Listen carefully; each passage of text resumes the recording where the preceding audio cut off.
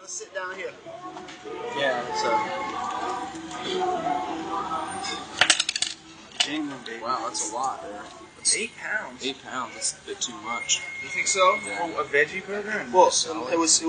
It was $5.60, and then plus the Coke and tip. I'll leave. Well, okay.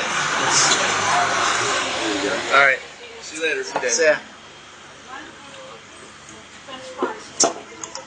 So by the sound of it, tomorrow is going to be like you're playing at home or something. Sonic Youth, Yeah, kind of. Dinosaur Jr. All of our friends will be there. Yeah. Everyone we know practically are going to be It's at weird. the It's show. like all of those bands are on one stage. You know, they have 2 stages. I've never been to Reading before, so I don't know. I don't know what it's like this because they used to be run by the people who have the Marquee Club. They used to have 2 stages. So when one band is on stage, the other stage is being set up for the next one. So it's like, you know, Right. out of so one everyone into just the other. turns around. I don't know how. I heard like 30,000 people fucking run. Like a herd of cows. Yeah. I don't know So if that's true. it's possible. It used to be 2 stages with a sort of ramp, area in between for the guests. So Yeah, right. Like the, Don't they the get VIP showered the with, like, VIP piss and people, bottles? Yeah. VIP people, like Yeah. industry people, are in these like plastic enclosures or no, something. no, Or it's is it just an area in the middle. Oh, I see. Like an enclosure But in the they middle have- where you could go in. Now it's not like that anymore. Oh. But it used to be funny because the habit at Reading was to throw things Yeah. at people. So they would throw across over this guest area. Oh, wow. It would be in between, and it would be like, Cool. all the things falling short or along, depending. You know, That's on hilarious. top of it. What's the beer you wouldn't drink in Huh? LA? The beer The that one we you drink? didn't mention. I read beer the that- story in Kerrang. It says that you were playing at the Hollywood Palladium, right? And you wouldn't drink a certain Oh, we kind of don't beer. drink Budweiser. Or it was Coors. Was it Coors? We shouldn't drink Coors beer. Coors is non-pasteurized. We don't drink Coors very often, but Budweiser, it seems every time we get beer brought backstage, it's Budweiser, and Yeah. this stuff tastes like piss. It's I know. watered. It's not even real piss with real good vitamins in it. It's like watered down piss. Yeah. It's really bad. I saw an advertisement the other day that said Budweiser, the best reason in the world to drink beer. That's reason. No, Ireland, the one you know. thing that pisses me off about Budweiser is that in the ads in America, it's like the good working people, the good Americans Yeah. drink that. It's like if you drink Budweiser, Yeah, you're, they you're deserve an it. outcast or Yeah. you're, a weirdo. The working class deserve Budweiser. Yeah, it sucks the way they portray this beer. Yeah, I mean, yeah, that's just proof that you can feed them, and you can feed the general public anything, whether it's vanilla ice or pissy beer. Well, it's funny that you say that because I had that impression when I saw Mad Honey the other night. They played 10 days ago, and it was the second show they were playing at the Astoria, and they were very drunk. Uh-huh. Okay, so halfway through the set, they just started drifting away. Okay, we had drummer playing bass. Cool. Wow. Sounds like a big fun party. In front of man. going into the front and singing in the microphone and just Uh-huh. got into the crowd and nearly got dragged in.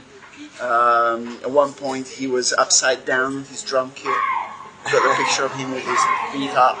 You can't see his head, And the singer was playing drums, and it was It sounds like fun. It's So like it a was big thick party. and soft, or I don't know. It just gave me the impression that you can't give the crowd anything, and they just dig it.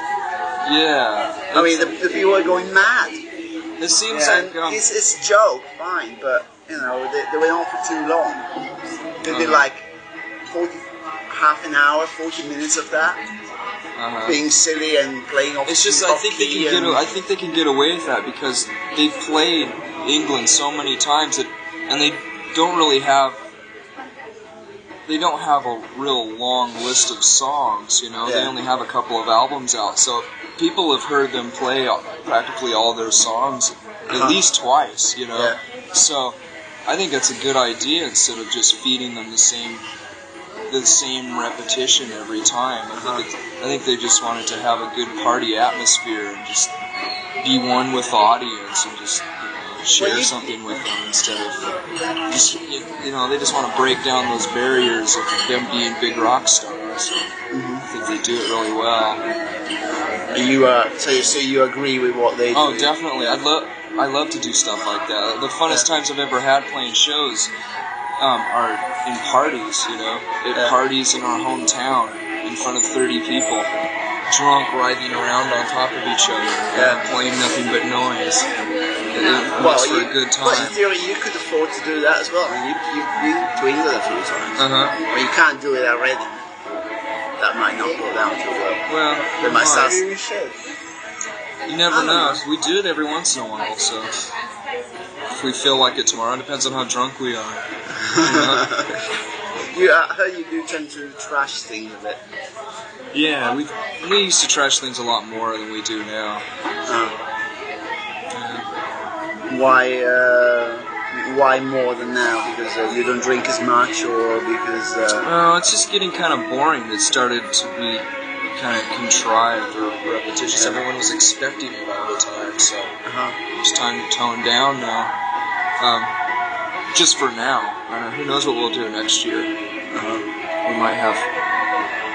We might shoot ourselves out of cannons, walk on tight ropes, light ourselves on fire,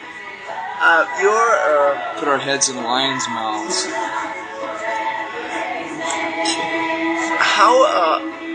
You don't want to call yourselves a political band, but you seem to be a lot more aware and sort of into serious stuff than a lot of other bands are. I don't think that we're any more aware of injustices than any other bands. I don't think we're any more aware, but it's just that we're just a bit more pissed off. We're probably more pissed off about it, so we speak our minds more often than a lot of bands do. There aren't very many bands. There aren't very many current bands who feel it's even worth the trouble to speak politically at all. So it just goes in cycles. I think a political consciousness is just starting to come up again in underground music. It died out a few years ago because hardcore became pretty exhausted. And so I think it's just reverting back to that same kind of energy. I feel a pretty good vibe from it. I've noticed there are a few bands just starting to speak out a bit more, so I'm kind of excited about it. What do you mean, a few bands? Are you talking about your kind of music, or about the Seattle scene, or mainly just in underground bands in general, not necessarily the Seattle scene. I mean, I think the Seattle scene especially the Seattle scene is one of the first scenes who denied being political before a lot of other scenes did. It was almost taboo. The whole political thing almost seemed like such a fad for a while. Yeah, everything. First it was the social political, and then it was the emotional political, and then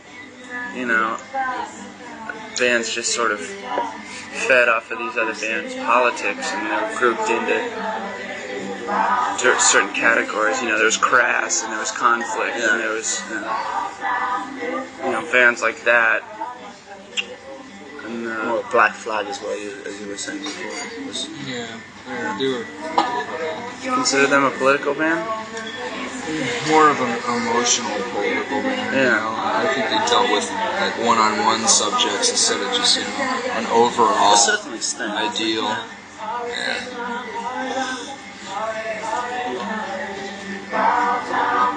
I mean, in comparison to a band like the Dead Kennedys, or of that era, there's the Dead Kennedys, or I think it died out a lot quicker over here than it did in America. Well, I'm sure there's still a ton of it going on in America. Smaller hardcore bands. In England, when in Europe, when punk started going out, You know, there was bands like The Exploited, GBH and stuff like that, but they were not, you know, they never reached more than just their little core fans, and that was it. And they didn't, you know, they were not an influence. You know, Black Flag were an influence for you. I don't think GBH and Exploited had an influence for anybody. It was just like leftovers of something that was dying. Right. You know, and nothing else has come out of that really. Right. And there's no chance for them to get much popular because their music is set in such a little narrow world that you couldn't branch out. You can branch out to a larger audience.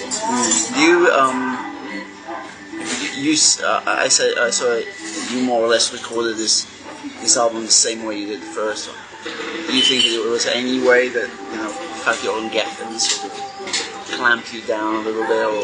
No, the fact that we're on Geffen helped us take our time on the album more. We didn't record it in 6 days like we did. Yeah, financially as well. Yeah, that's the main reason that it gave us more freedom, because we were able to take our time on it. Yeah. It took about 3 weeks. So it was nice. It was nice to be able to take your time and get it right. Why, you think the first album was a bit too rushed? A bit. Not really. I mean, we're real happy with that album still. I think it's a fine example. It's a fine example of what we were like back then. Yeah. You know. So I think your the kind of rock that you do, punk rock or whatever you want to call it, it's the kind that needs to be done real quick, energize it as much as possible, go into it. Yeah. Otherwise you lose it. You know, if you start thinking about it and mix and fiddle with knobs and levels and add bits on top. Yeah, that's true. I wouldn't want to spend more than 3 weeks on an album unless we had millions of overdubs or something, you know, if we wanted to really experiment with all these weird sounds and stuff. Yeah. Oh, man. But, yeah. It's the main reason why most of the grunge bands sounded so good. Yeah, exactly. It was just done because really it was quick and raw. Yeah. I don't think that you need to do that much to it. I mean, have you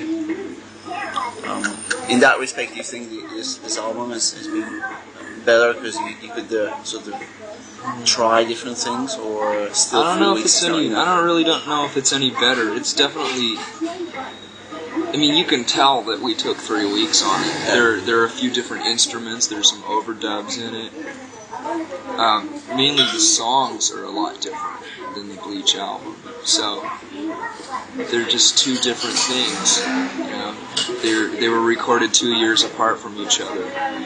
So I don't know. What happened to the project of having it out as a box set in 7 singles or something like that? I think that was probably a joke. Chris said that in an interview one time. What's that? 7-inch singles, box set of 7-inch singles, the album. Yes.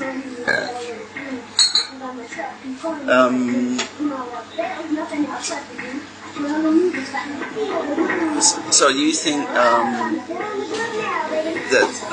the sub pop thing is exhausting itself a little bit in the album? Yeah, pretty much. It's kind of a lull period right now. Yeah. Because the last few records that they put out, I personally don't really like them that much, so it doesn't seem as exciting to me right now. It doesn't mean it's not going to pick up or they're not going to put out some good bands in the future. It's just right now it's just kind of lull. It's just not too exciting.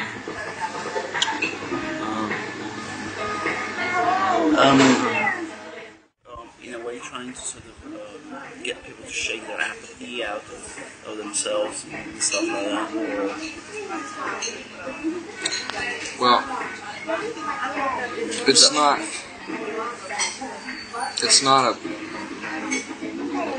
I don't know. It's not really like a planned decision we've made It's not. It's not. No, but we when don't you write, consider you know, ourselves when you having write a lyrics message. and when you get, you know, do you think in that sense a little bit? Well, you know? Or is just I think you in being that really sense pissed off and on you my just think own. of yourselves?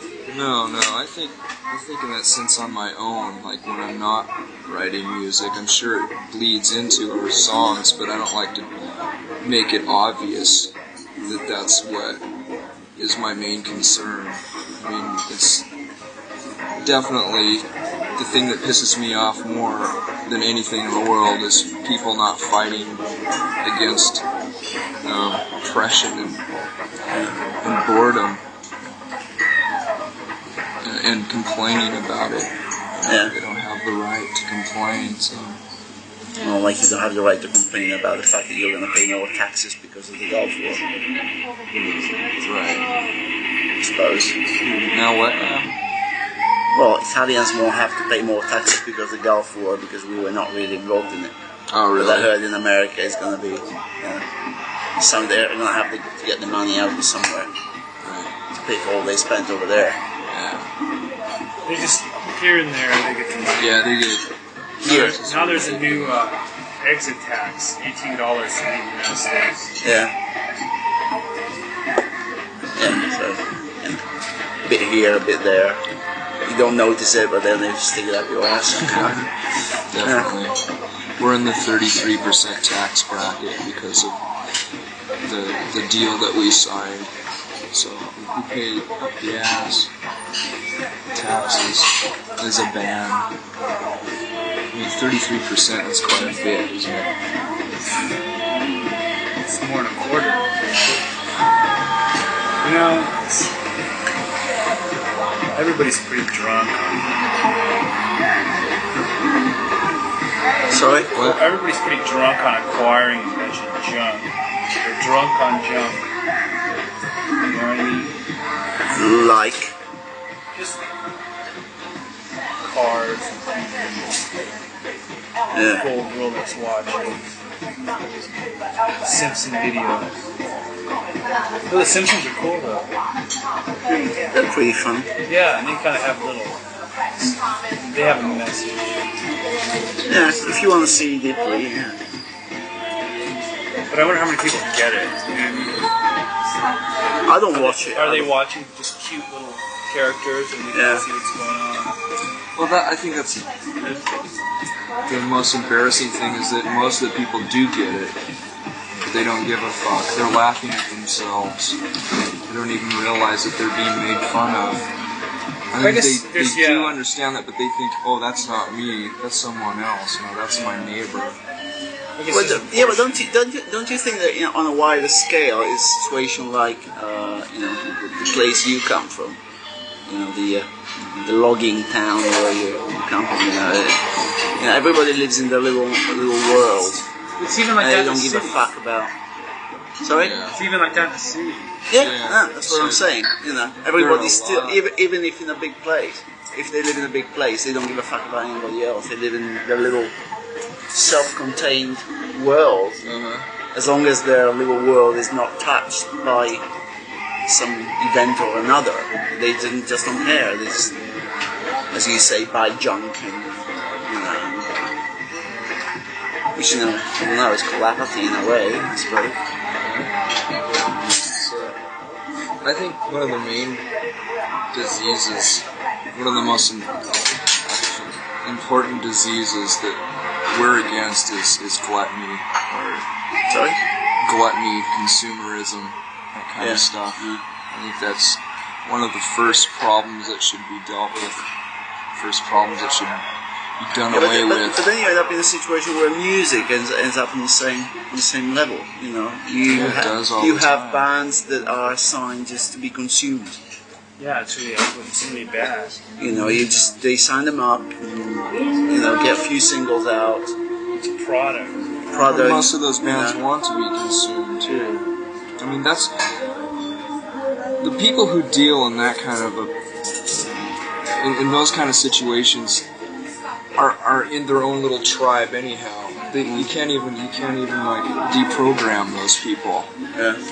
And it's just too bad that that's the majority, Yeah. I'd just as soon leave those people alone and deal with young, gullible 15-year-old kids who haven't had the chance of being affected by those consumer bastards. Those people. Man, I'm not thinking very clearly today. Yeah, but then you end up people like Guns N' Roses who start out as a reaction, as a fuck you kind of band. But then they end up being such assholes. Because they are assholes. They were assholes in the first place. I don't think there's anything special about that band other than they had tattoos and that seemed rebellious, and they were alcoholics. And in order to make their alcoholism a substantial part of their band, they exploited it and said, "We're being rebellious," you know. And really, they're just nothing but obnoxious idiots. And so that was taken as like an image, you know, like this rebellious teenage rebellious image, and it's a bunch of crap. It's not real at all. I mean, where are they coming from? They're supposed to be a rebellion band, but like, what kind of? Do they have any platform? Where are they coming from? You know what I mean? They just throw whiskey bottles around. Right. Sorry to interrupt, but we're running a bit behind. Did you finish now? Yeah, just about. Yeah. What magazine is this for? 2001 or HM In Italy. The other journalists we have upstairs, so if you want to come up there when you're done. Okay. Let's just wrap this question Yes, up. indeed. Yeah. I mean, well, are you considered rebellious as well? I mean, in a way, or Well, I mean, I the think fact we're more rebellious than Guns N' Roses. yeah. But don't you think that could be misinterpreted as well? Like, you know, like It you're saying probably about Guns N' will. Roses? It probably will, but if anyone has a brain, they'll realize that it's more sincere than Guns N' Roses. Yeah, so you could keep your head out of your ass. Yeah, no chance. Because that's definitely where their head is at the moment. Yeah.